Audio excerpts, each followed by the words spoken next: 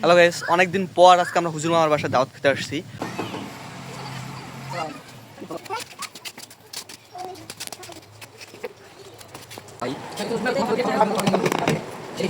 তো দাওয়াত খাওয়ার পর মামার যে বাসার পেছন সাইডটা মানে ব্যাক সাইডে যে লোকেশনটা, এটা এত সুন্দর, এটা আমি কখনো মানে ভাবি নাই, আর এখানে কখনো আসিও নাই। মানে এখানকার প্রাকৃতিক পরিবেশের মাঝে নিজেকে হারাই দিয়েছি।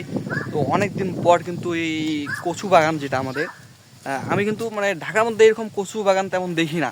হঠাৎ করে এখানে আসে ছোটোখাটো কচু বাগান দেখতেছি। এই দিকটা হচ্ছে বুড়িতিস্তা নদীর একটা শাখা, এটা হচ্ছে একটা নালা, আর এখানে অনেকগুলো হাঁস, আর এদিকে উনি মাছ ধরতেছেন। এই জিনিসটা আপনারা দেখতেছেন, এই জিনিসটা কিন্তু মানে আমি অনেক দিন পর দেখলাম, প্রায় 3 বছর পর এই সিনটা দেখলাম।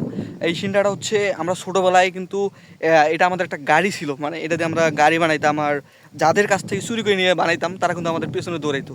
আর আমার ছোটো ভাই সেই কাজটাই করতেছে, সে এখন গাড়ি বানাবে, আর আমরা ছোটোবেলায় কিছুক্ষণের জন্য ফিরে যাব, গাড়ি চালাবো। সেই ছোটোবেলায় ফিরে গেলাম এই সিনটার গাড়ি নিয়ে, আর এই জমিটা আমি পুরো চাষ করব। আর এই গাড়ি নিয়ে একটা গল্প আমি আপনাদের বলি। আমি যখন বড় ছিলাম, আমার ছোট ভাই ও সহ এই গাড়ি চালাইতাম। আমার গাড়ি বড় ছিল, ওর ছিল ছোট, এটা নিয়ে আমাদের মধ্যে তুমুল পরিমাণে ঝগড়া লাগতো। আজ দেখেন এই জমিটা কীভাবে চাষ করা লাগে। মামার বাসায় এসে আমি অনেক বেশি মজা করলাম, আর বিশেষ করে এই ছোটোবেলায় ফিরে যাওয়ার জিনিসটা মানে আমার কাছে এত বেশি ভালো লাগছে। আর সাথে ছিল আমার ছোট ভাই।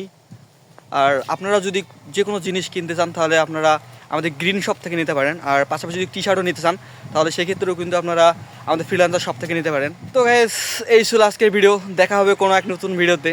আল্লাহ হাফেজ।